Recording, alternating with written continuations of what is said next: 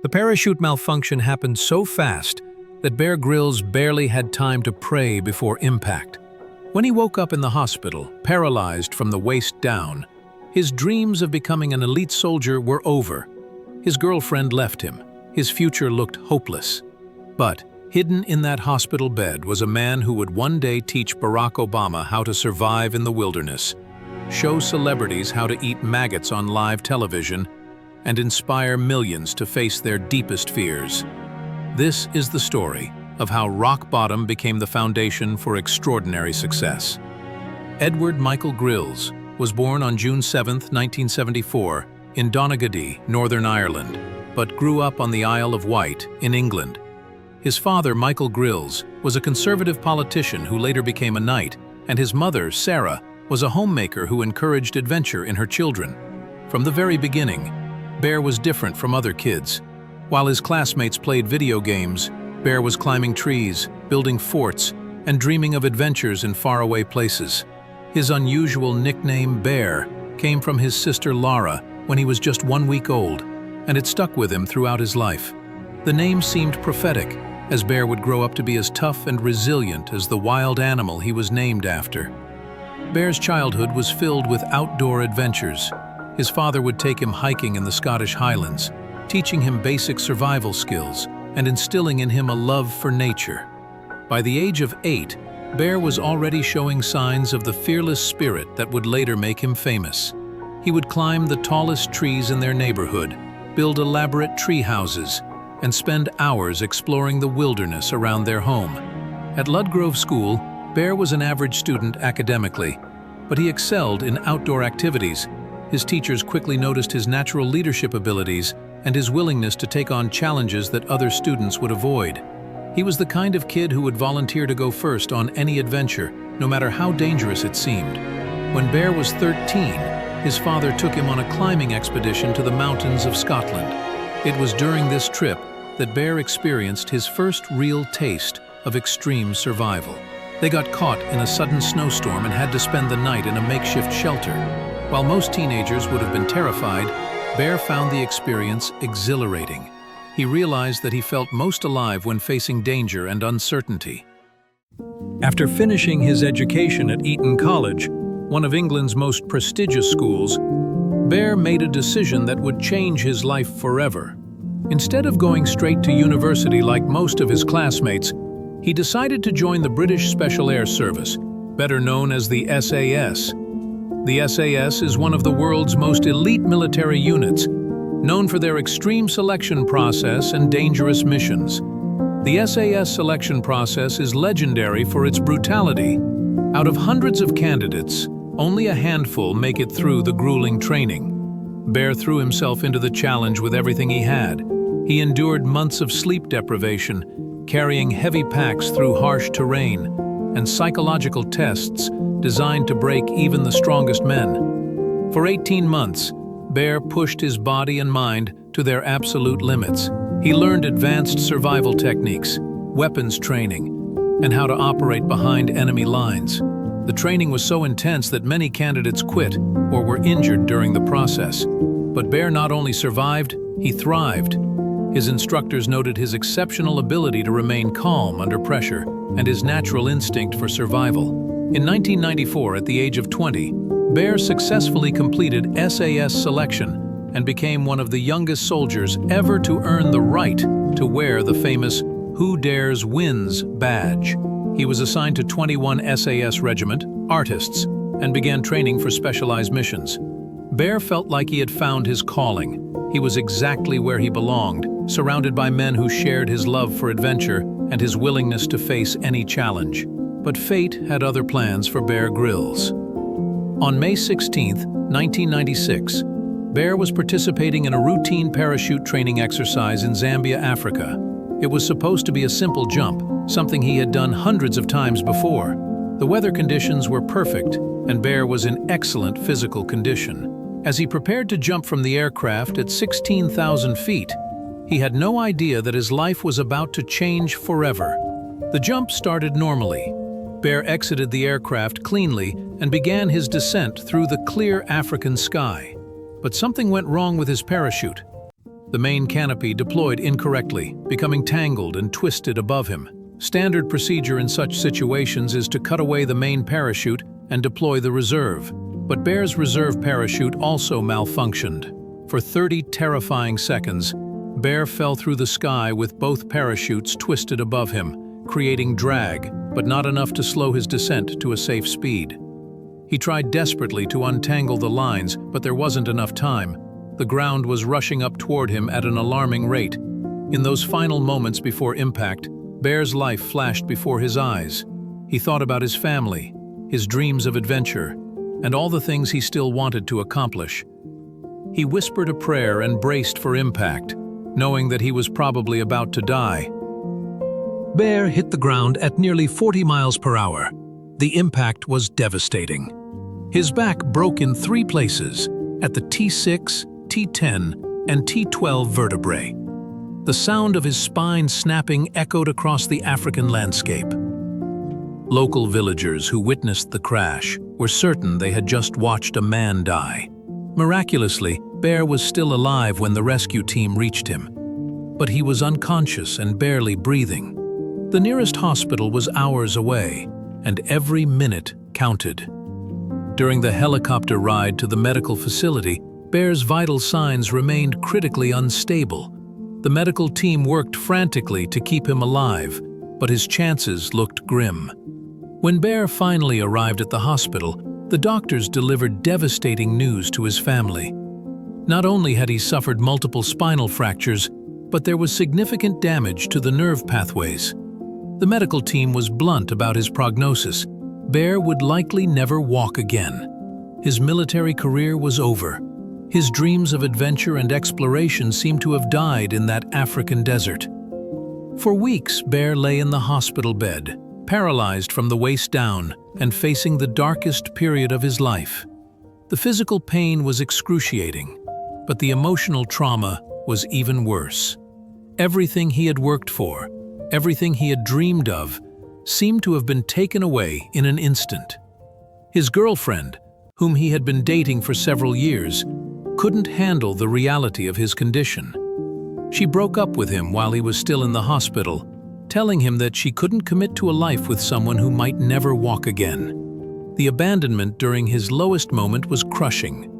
Bear fell into a deep depression. He questioned everything about his life and wondered if it would have been better if he had died in the crash.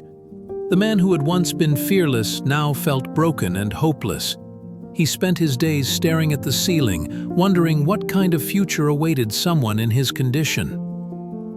But deep inside Bear Grylls, something extraordinary was beginning to stir. The same spirit that had driven him to join the SAS, the same determination that had pushed him through the brutal selection process, began to reassert itself. As he lay in that hospital bed, Bear made a decision that would define the rest of his life. He decided that he would not accept the doctor's prognosis. He would not spend the rest of his life feeling sorry for himself. Instead, he would fight back with everything he had. Bear began to see his accident not as the end of his story, but as the beginning of a new chapter. The rehabilitation process was brutal. Bear had to relearn basic movements that he had taken for granted his entire life. Simple tasks like sitting up in bed or moving his legs became monumental challenges. The physical therapy sessions were agony, as his body slowly tried to remember how to function. But Bear attacked his recovery with the same intensity he had brought to SAS training. He pushed himself beyond what the doctors thought was possible.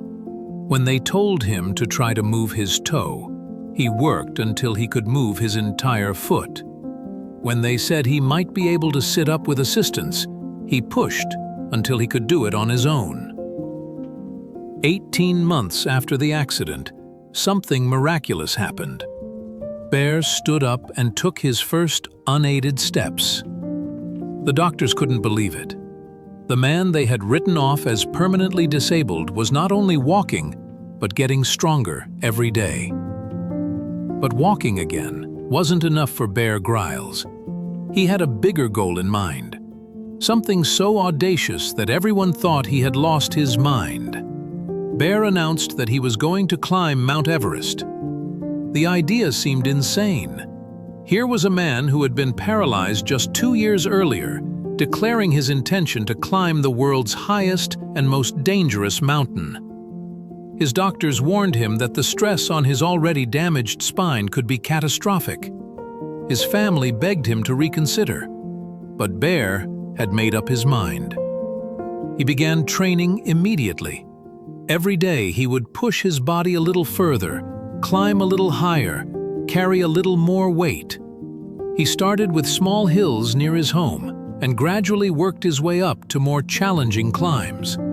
His back would ache constantly, and there were days when the pain was almost unbearable. But Bear pressed on. Bear also began studying everything he could about mountaineering. He read books by famous climbers, studied weather patterns on Everest, and learned about the specific challenges of high-altitude climbing. He knew that his physical limitations meant he would have to be smarter and more prepared than the average climber. In 1998, just 2 years after his devastating accident, Bear joined an expedition to climb Mount Everest. The other climbers were skeptical about his ability to make it to the summit. They had heard about his accident and wondered if he was physically capable of handling the extreme demands of the climb. The expedition began in March 1998. From the very beginning, Bear faced additional challenges because of his back injury. The heavy packs put enormous strain on his damaged spine, and he had to take extra precautions to protect himself from further injury. But he refused to give up. As the team climbed higher, the conditions became increasingly brutal. Temperatures dropped to -40 degrees Fahrenheit, and the thin air made every step a struggle. Several members of the expedition were forced to turn back due to altitude sickness and exhaustion. But Bear kept climbing. His back was in constant pain, and there were moments when he wondered if he was pushing too hard. But every time he felt like quitting, he remembered those dark days in the hospital when everyone had told him he would never walk again. The memory of that despair drove him forward. On May 26, 1998, at 7:22 a.m., Bear Grylls stood on the summit of Mount Everest. At 23 years old, he had become the youngest Briton ever to reach the top of the world's highest mountain. As he looked out over the breathtaking view from 29,029 feet above sea level, Bear realized that his accident hadn't ended his life of adventure. It had just begun a new chapter. The climb down from Everest was almost as dangerous as the ascent, but Bear made it safely back to base camp. When news of his achievement reached the media, it created a sensation. Here was a man who had been written off as disabled, who had climbed the world's most challenging mountain just 2 years after being told he would never walk again. But Bear wasn't content to rest on his achievements. The Everest climb had reignited his passion for adventure and shown him that his accident hadn't diminished his capabilities. It had actually made him stronger and more determined than ever. Over the next few years, Bear embarked on a series of increasingly daring adventures. He led expeditions to some of the world's most remote and dangerous locations. He crossed frozen rivers, trekked through dense jungles, and survived in conditions that would kill most people. In 2000, Bear decided to combine his love of adventure with his natural storytelling ability. He began writing books about his experiences, sharing the survival techniques he had learned during his military training and subsequent adventures. His first book, Facing Up, detailed his Everest climb and became a bestseller, but it was television that would make Bear Grylls a household name around the world. In 2006, the Discovery Channel approached Bear with an idea for a survival show, unlike anything that had been done before. Instead of just talking about survival techniques, Bear would demonstrate them in real-world scenarios. The show would place him in some of the world's most challenging environments, where he would have to use his skills to survive and find his way to safety. The show was called Man vs. Wild in the United States and Born Survivor in the UK. From the very first episode, it was clear that this was something special. Bear didn't just talk about survival, he lived it, on camera. He would eat raw insects, drink his own urine, sleep inside animal carcasses, and demonstrate techniques that most people had never imagined. What set Bear apart from other survival experts was his willingness to put himself in genuinely dangerous situations. He would rappel down waterfalls, cross raging rivers, and climb seemingly impossible rock faces. Every episode was an adrenaline-fueled adventure that kept viewers on the edge of their seats. The show's popularity exploded around the world. Bear's charismatic personality and genuine expertise made him the perfect host for this type of extreme content. Children and adults alike were fascinated by his ability to survive in conditions that seemed impossible.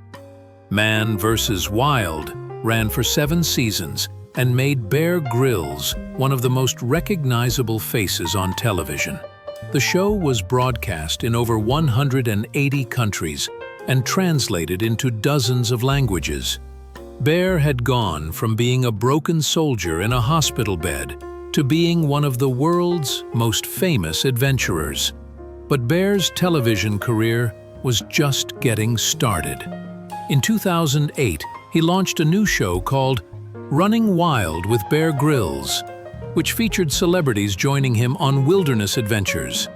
The show's guest list read like a who's who of Hollywood and politics: Barack Obama, Kate Winslet, Ben Stiller, Zac Efron, and dozens of other A-list celebrities. Watching President Barack Obama drink glacier water filtered through Bear's sock became one of the most memorable moments in television history.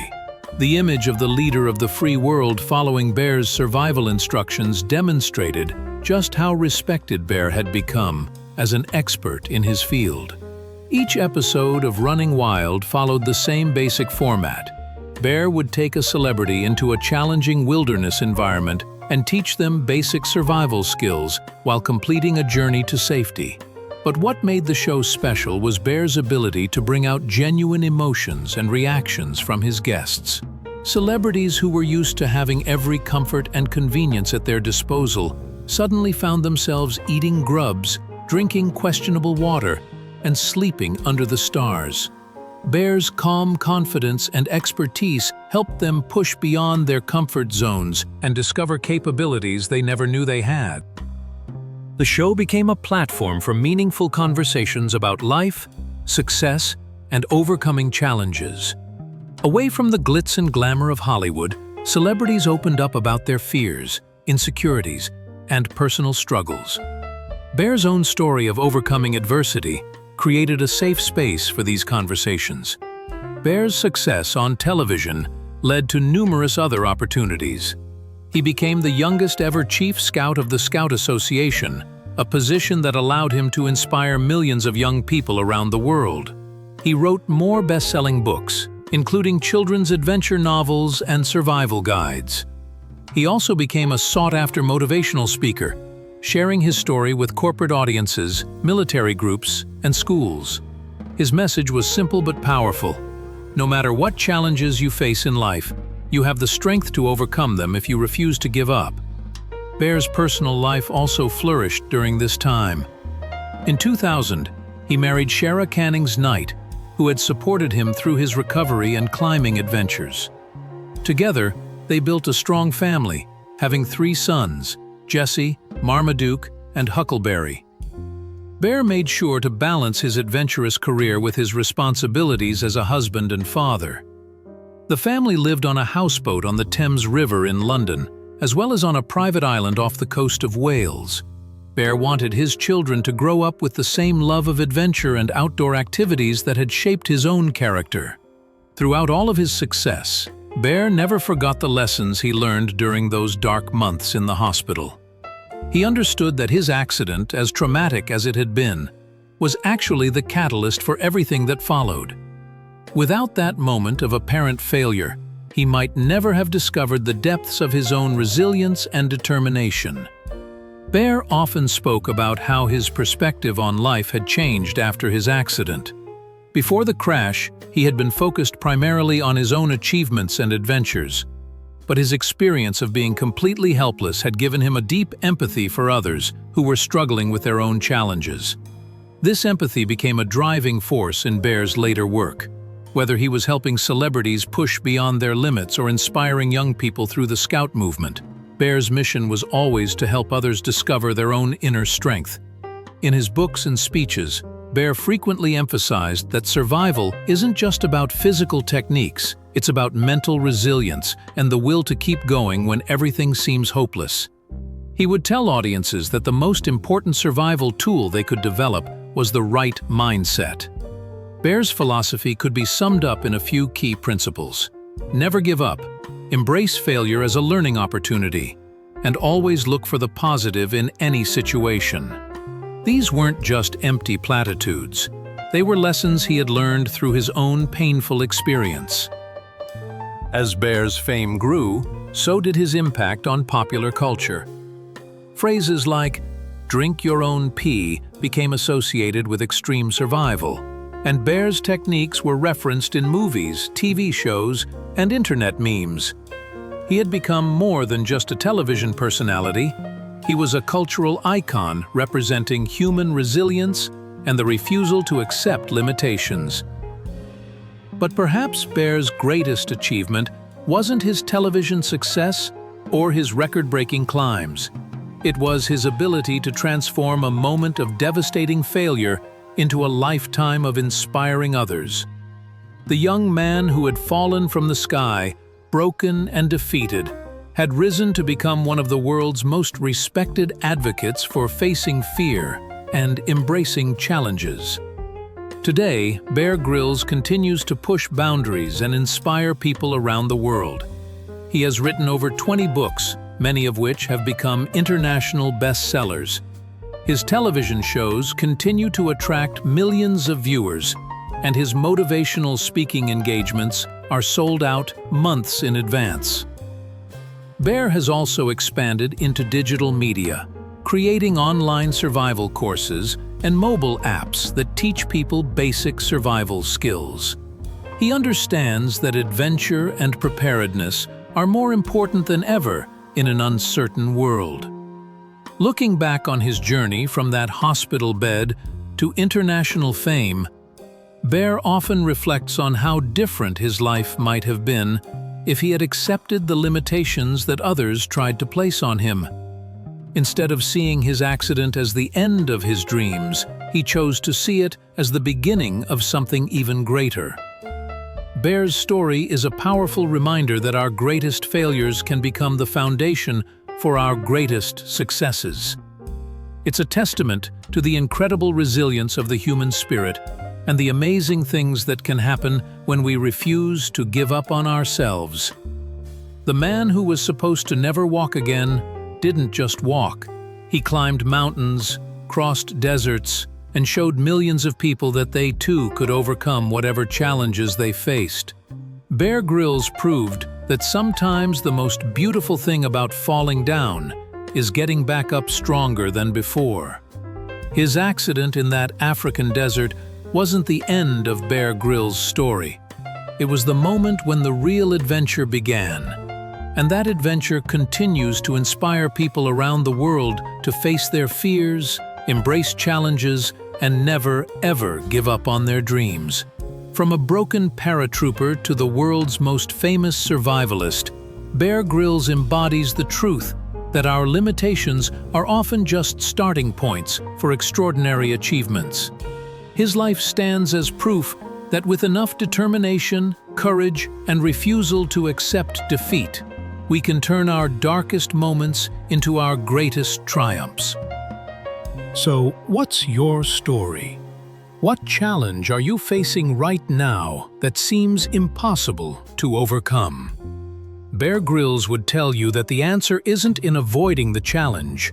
It's in embracing it, learning from it, and using it as fuel to become stronger than you ever thought possible. Because sometimes, the best adventures begin with the worst accidents.